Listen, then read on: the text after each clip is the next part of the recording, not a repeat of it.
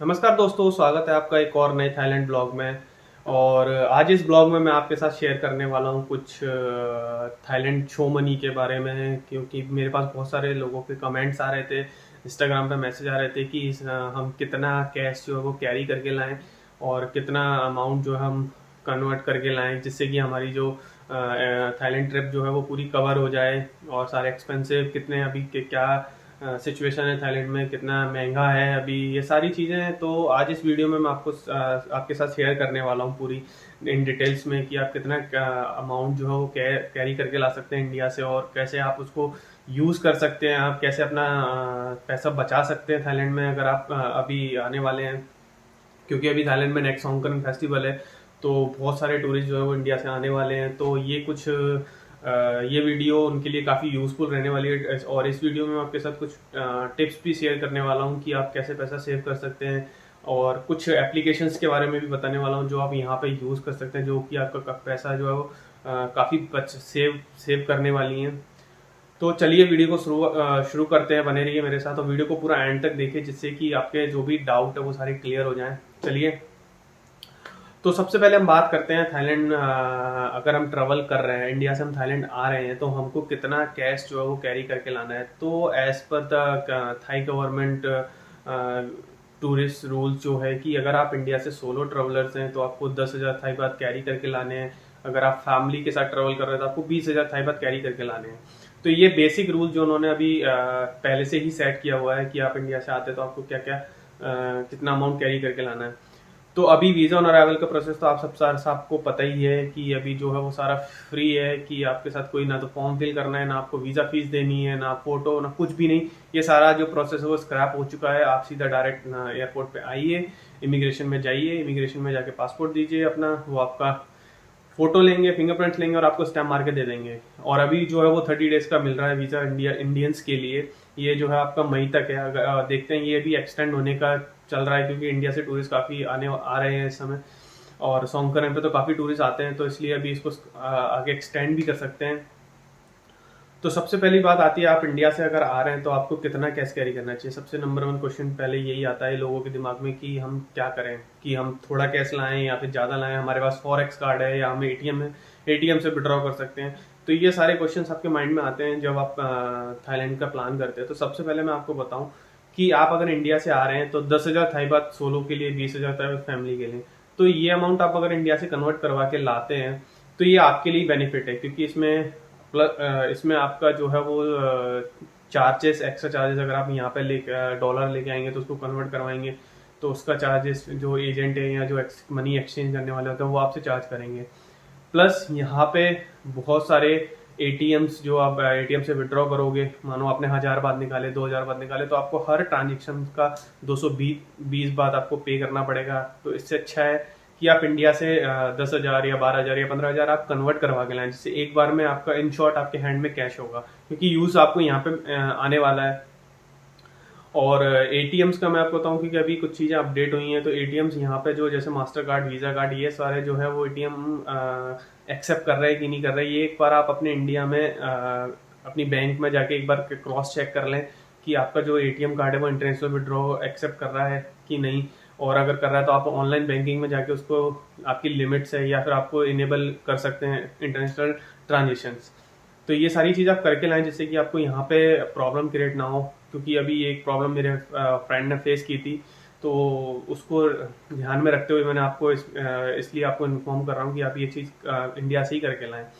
ठीक है, अब इंडिया से आप 10,000 कैश कैरी करके लेके आगे मान लीजिए, तो यहाँ पे आप कैसे आप उस 10,000 में ट्रेवल कर सकते हैं, क्योंकि पैसा आप जितना लेके आए वो यहाँ पे कम पड़ने वाला है। क्योंकि यहाँ पे बहुत सारी चीज़ें जो हैं घूमने की पर्पज से, प्लस आपका यहाँ पे आपका क्लबिंग, टूरिस्ट प्लेसेस, आपका एक्टिविटीज़ जो भी हैं, आप पटाया में जैसे वॉकिंग स्ट्रीट पे, क्लब में जाना, और वाटर एक्टिविटीज़ करना, बैंकॉक में डिनर क्रूज हो गया, यहाँ के टूरिस्ट प्लेसेस हो गए, ये सारे काफ़ी एक्सपेंसेस हैं। यहाँ पे फूड भी काफ़ी एक्सपेंसेस हो गया है, कि आप अगर इंडिया का फूड प्रेफर करते हैं, कि मतलब आपको लंच और डिनर जो है वो इंडियन फूड करना है, तो वो आपको एटलीस्ट 1,000 बात का पड़ेगा ही पड़ेगा, मतलब 1,000 बात आपको पे करना पड़ेगा, क्योंकि एक टाइम का 500 से 600 बात आपका अराउंड खर्चा आएगा। अगर आप इंडियन रेस्टोरेंट में जाते हैं या फिर आप अगर इंडियन फूड प्रेफर करते हैं तो ठीक है। और आपका ट्रैवल का मैं यहाँ पे ट्रैवल में अगर आप यूज़ करते हैं जैसे कि टैक्सी यूज़ करते हैं या फिर आप यहाँ पे कोई भी ऑनलाइन टैक्सी बुक करते हैं या फिर आप अगर लोकली जाके पूछते हैं हमें यहाँ जाना है तो वो यहाँ पे आपको 1 किलोमीटर का भी 100 से 150 बात आपको चार्जेस बताएंगे। तो वो आपका एक्सपेंसिव एक्स्ट्रा हो चुकी है क्योंकि चीज़ें यहाँ पे थोड़ी अब बहुत ज़्यादा महंगी हो गई हैं, कॉस्टली होती जा रही हैं धीरे धीरे। तो इस चीज़ से बचने के लिए आपको मैं कुछ चीज़ें शेयर करने वाला हूँ। जैसे मान लीजिए आप आपके एयरपोर्ट से आप अगर होटल तक जाना है तो यहाँ पे 2 तरीके हैं। या तो आप BTS यूज़ कर सकते हैं, यहाँ की मेट्रो अपन बोलते हैं, क्योंकि एयरपोर्ट से डायरेक्ट एयरपोर्ट लिंक आपको सिटी सेंटर तक पहुंचा देगी। या वहाँ से BTS ग्राउंड फ्लोर में जाइए, वहाँ पे बेसमेंट में, वहाँ से आप सीधा फाया थाई के लिए स्वर्ण भूमि से फाया थाई वो एयरपोर्ट लिंक चलती है।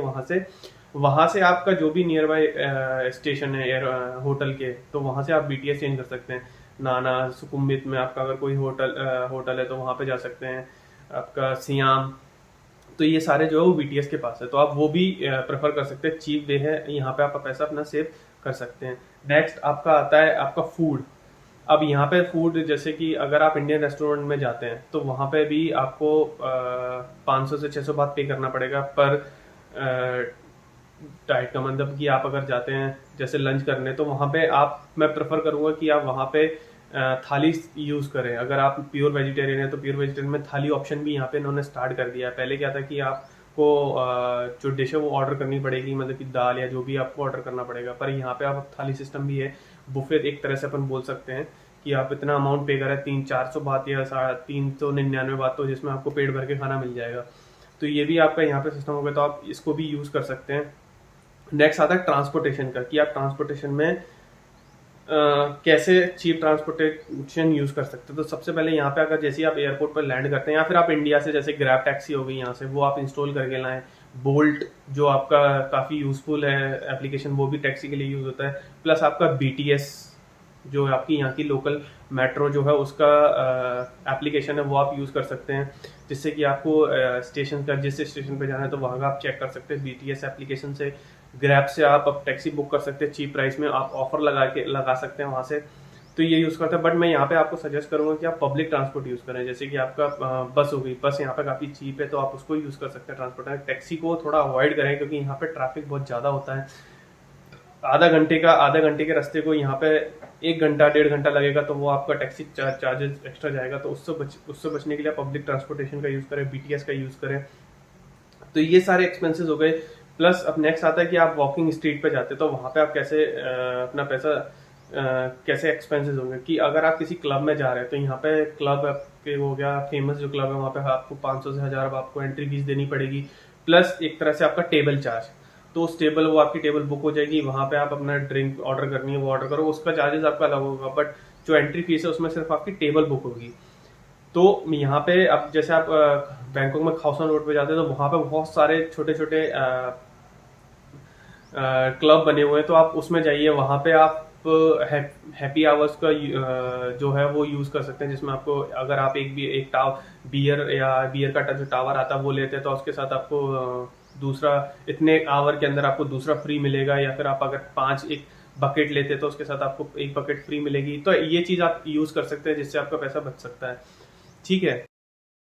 तो यहाँ पे एक चीज़ और मैं बता दूँ कि सिम कार्ड के बारे में। जैसे कि आप अगर डॉन मुआंग एयरपोर्ट पे या सुनबुमी एयरपोर्ट पे आ रहे हैं तो आप जो है वो सिम कार्ड एयरपोर्ट से ना परचेज़ करके सिटी में परचेज़ करें तो वो आपके लिए काफ़ी बेनिफिट रहेगा। क्योंकि उसका रीज़न ये है कि सिटी सेंटर एयरपोर्ट पे और प्राइस जो होती है वो थोड़ी नहीं बहुत ज़्यादा कॉस्टली होती है। जैसे एग्जांपल मैं अगर बताऊँ, अगर आप एयरपोर्ट पे 7 डेज़ का पैकेज लेते हैं, कोई भी ट्रू वॉलेट AIS जो भी आपका यहाँ की जो सिम है उसका अगर आप लेते हैं तो वो एटलीस्ट आपका 800 से 1000 बात के समथिंग आपको उसकी प्राइस पड़ेगी। अगर वही सिम कार्ड अगर आप 7-11 से या फिर आप किसी भी नियर बाई स्टोर से लेते हैं सिटी के अंदर, तो वो आपको 300 से 400 बात में आपको वो सेम पैकेज आपको मिल जाएगा 7 डेज़ के लिए। तो मैं आपको यही प्रेफर करूँगा कि आप अगर सिम परचेज़ करना चाहते हैं तो वो आप सिटी से परचेज़ करें, ना कि एयरपोर्ट से। और रही बात आपको कनेक्ट इंटरनेट की ज़रूरत की कि भाई मुझे होटल में टैक्सी बुक करनी, होटल के लिए टैक्सी बुक करनी है या फिर मैं कैसे सर्च करूं, तो आपको जो एयरपोर्ट पे है वो आपका वाईफाई मिल जाएगा, जो आप उसको कनेक्ट कर सकते हैं अपने फ़ोन से। फिर वो आप टैक्सी बुक करनी है तो टैक्सी बुक कर सकते हैं। और यहाँ पे एक चीज़ और, आप गूगल ऑफलाइन गूगल डाउनलोड कर लें, जिससे कि आपको वो ईजी रहेगा यहाँ के प्लेसेस देखने के लिए, टैक्सी के और प्लेसेस घूमने के लिए। प्लस आप सर्च कर सकते हैं कि आपका होटल कितना दूर है, तो वो आप ऑफलाइन गूगल मैप भी डाउनलोड कर सकते हैं एयरपोर्ट पे ही। बाकी अगर आपको फिर भी कोई प्रॉब्लम है तो एयरपोर्ट से बाहर निकल के जैसे आप बाहर निकलोगे तो वहाँ पे बहुत सारे टैक्सी स्टैंड बने हुए हैं। Taxi stand in the sense कि टैक्सी वाले खड़े होते हैं, तो आप उनसे पूछ सकते हो कि प्राइस क्या है। वैसे भी मोस्टली प्राइस वो 500 से 600 बात आपका मिनिमम चार्ज करेंगे अगर आप सिटी में स्टे करते हैं। जैसे आप फुकेत में जाते हैं तो भी वो आपसे 500 से 600 बात आपका चार्ज करेंगे। यहाँ से अगर आप स्वर्ण भूमि से नाना अशोक या सुकुम्बित साइड आते हैं तो भी वो आपको 500-600 बात आपसे चार्ज करेंगे। बट मैं यहाँ पे सजेस्ट करूँगा कि आप BTS का यूज़ करें, वो काफ़ी कन्वीनियंट है। प्लस आपका 150 बात में आप अपने होटल तक पहुँच जाएंगे, 150 से 200 मैक्स टू मैक्स पहुँच जाएंगे। उसमें आपको ना तो सिम कार्ड की ज़रूरत है ना आपको नेट की ज़रूरत है, वो आपके लिए काफ़ी सूटेबल रहेगी। तो ये आपका सिम कार्ड का जो कुछ डाउट था वो क्लियर है। इसके बाद एक चीज़ और थी, जब आप तो नेक्स्ट बात करते हैं अपन, जैसे कि आप अगर मान लो किसी आइलैंड पे स्टे कर रहे हैं, जैसे फुकेत या फिर आप पटाया या फिर आप कोलान या फिर फीफी आइलैंड, तो वहाँ पे आप जो होटल बुक करते हैं वो आप जो है वो वॉकिंग स्ट्रीट से थोड़ा दूर करें, यानी कि आपका 500 to 600 मीटर्स के रेंज में आप होटल बुक कर सकते हैं, जो आपको चीप प्राइस में मिलेगा। अगर आप वॉकिंग स्ट्रीट के पास अगर होटल बुक करते हैं तो थोड़ा आपको कॉस्टली पड़ेगा, तो वहाँ पे आप अपना पैसा सेव कर सकते हैं। दूसरा, आप वहाँ पे जब होटल या फिर हॉस्टल जो भी बुक कर रहे हैं वहाँ पे आप मोटर बाइक रेंट का पूछ सकते हैं कि 1 डे 2 डे जितना दिन आप स्टे कर रहे हैं तो वहाँ पे आप अपनी पर्सनल मोटर बाइक रेंट पे ले सकते हैं। उसका चार्जेस अराउंड 400 थाई बात पर डे के हिसाब से होगा, वो आपका चीप होगा, जिससे आप मोस्टली पूरा आइलैंड ट्रेवल कर सकते हैं, घूम सकते हैं आराम से। और जब इसमें एक चीज़ अगर आप मैं आपको बताऊं, यहाँ पे एक स्कैम भी चल रहा है मोटर बाइक रेंट करते समय। जब आप मोटर बाइक रेंट कर रहे हैं, आपने मान लो कि आज मोटर बाइक रेंट की, तो जैसे ही रेंट कर रहे हैं तो आप उसके सामने जो भी आपका वहाँ पे पर बंदा होगा तो उसके सामने ही आप उस मोटर बाइक की वीडियो बना लें, जिससे कि आपको जब आप उसको लास्ट में जब उसको डिलीवर करेंगे कि भाई हमें आपकी मोटर बाइक ये रही और चेक कर लीजिए, तो वो वहाँ पे बोलेगा ये स्क्रैच नहीं था, ये अभी आपका आ गया, आपको उसका पे करना पड़ेगा, और ये डेंट आपका है। तो उस चीज़ से बचने के लिए आप पहले ही उस मोटर बाइक का पूरा वीडियो बना लें, जिससे कि इन द एंड आप उसको जब डिलीवर करें तो वो चीज़ आपके ऊपर ब्लेम ना कर सके उस चीज़, तो आप वो चीज़ आप बच के रहें। क्योंकि ये स्कीम अभी स्टार्ट हो गया है, यहाँ पे बहुत सारे टूरिस्ट को प्रॉब्लम आ रही है कि जब वो बाइक रेंट करते हैं तो वो इग्नोर कर देते हैं, ऐसे उनके माइंड में नहीं रहता कि ऐसा कुछ होगा जब लास्ट टाइम पे डिलीवर करेंगे। तो उस चीज़ से बचने के लिए आप वीडियो बना लें। अगर वो ऐसा करते तो आप उनको दिखा सकते हैं कि भाई ये देख, पहले बाइक जो दी थी उस समय की ये ऐसे ऐसे है, तो वहाँ पे आप बच सकते हैं इस चीज़ के, वरना आपको 1000-2000 भाई आपका वो एक्स्ट्रा चार्ज कर लेगा। प्लस जब आप गाड़ी रेंट करते हैं तो वो आप उनको बोलिए कि हमें फ्यूल टैंक दें, मतलब कि यहाँ पे क्या होता है कि आपको 400 बात तो दे रहे हैं, पर 400 बात के साथ आपको फ्यूल टैंक भी मिलता है कि भाई हमारा जो मोटर बाइक है उसका फ्यूल टैंक है। जब आप उसको डिलीवर करोगे तो आपको वो रिटर्न में फ्यूल टैंक फुल करके देना पड़ेगा, अदरवाइज आपको फुल टैंक तो दिखेगा। यहाँ पे एक चीज़ और है कि दिखाते समय वो फुल टैंक दिखाएगा, क्योंकि मीटर के साथ भी वो थोड़ा छेड़छानी कर देता है। तो उस चीज़ को भी थोड़ा चेक करके रहें अपनी जब बाइक लेते समय। और ये आपका बाइक का हो गया जिसमें आप अपना पैसा सेव कर सकते हैं। प्लस आप अगर टूरिस्ट प्लेसेस पे जा रहे हैं तो टूरिस्ट प्लेसेस पे जाने से आप जो भी मेन टूरिस्ट प्लेसेस है, मान लीजिए आप अगर मान लो बैंकॉक में स्टे कर रहे हैं तो बैंकॉक में जो भी टूरिस्ट प्लेसेस हैं वहाँ पे आप अर्ली मॉर्निंग जाइए, क्योंकि इस समय ट्रैफिक प्लस आपका क्राउड बहुत ज़्यादा है, तो आपको मे भी चांस मिलेगा। क्योंकि यहाँ पे जैसे जो ग्रैंड पैलेस हो गया, आपका टेम्पल्स जो हो गया, वो 4:30-5 बजे बंद हो जाते हैं। अगर आप 12 बजे जाएंगे तो मे बी आपको थोड़ा कम टाइम स्पेंड करने मिलेगा। उससे अच्छा है कि आप थोड़ा जल्दी जाएं, जैसे कि आप थोड़ा एक्सप्लोर ज़्यादा करेंगे बैंकॉक में या फिर पाली में, जहाँ भी आप स्टे कर रहे हैं। तो ये आपके लिए एक बेनिफिट है कि आप थोड़ा जल्दी निकलें। और थोड़ा क्या है कि धूप भी हो जाती है, तो उससे बचने के लिए आप जल्दी निकलेंगे तो वो आपको काफ़ी सही रहेगा। तो ये सारी वीडियो मैं आपको शेयर करने वाला था, क्योंकि लोगों को कमेंट आ रहे थे तो उसने सोचा कि एक्सप्लेन कर दूं सारी आप कैसे पैसा बचा सकते हैं। तो ये थी सारी ट्रिक एंड टिप्स जो मैं आपको देने वाला था, जिससे कि आपका ट्रैवल, थाईलैंड ट्रैवल जो है वो काफ़ी ईजी हो जाएगा और स्मूथली हो जाएगा। अगर फिर भी आपको कोई डाउट है या फिर आपका कोई क्वेश्चन है तो आप मुझे कमेंट करके पूछ सकते हैं, या फिर आप मुझे इंस्टाग्राम पे मैसेज करके पूछ सकते हैं, तो मैं वहाँ पर रिप्लाई कर दूंगा। प्लस अगर आप चैनल पर नए हैं तो चैनल को सब्सक्राइब करें, लाइक एंड शेयर करें, और बेल आइकन को प्रेस कर दें, जिससे भी अगर कोई भी नई वीडियो आती है तो उसका आपको नोटिफिकेशन मिल जाए। तो बने रहिए मेरे साथ थाईलैंड ब्लॉग में। चलिए चलते हैं, मिलते हैं।